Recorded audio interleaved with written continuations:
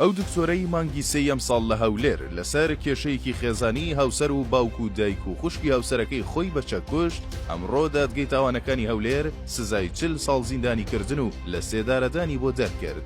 کە چوومە ژێرێ خەسوەکەی لە عادی کەتبوو دیار بۆ ئەو مرد بوو ئەو دەمای خێزانەکەی خۆی بوو خوشکەکەشی زووتر بردبیانە خستخانە.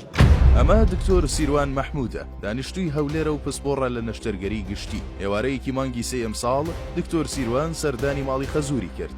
پاشکەمێک دراوسەکانی ماڵی خەزووری گوێیان لە هاتوو هاوار و دەمەقاڵێ و شەڕیان بوو. دکتۆر سیروان دوای شەڕەکە لە ماڵی خەزووری ڕۆیشتە دەرەوە و پاشکەمێک بە دەمانچەیەکەوە گەڕایەوە.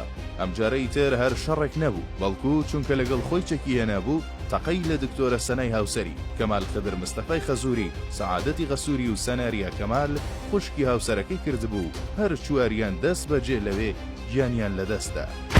پۆلیس و لایەنە پەیوەندیدارەکان خێرا گەیشتنە شوێنی ڕووداوەکە و دکتۆر سیروانیان دەستگیر کرد و تەرمەکانیان بۆ دادپزیشکی گواستەوە.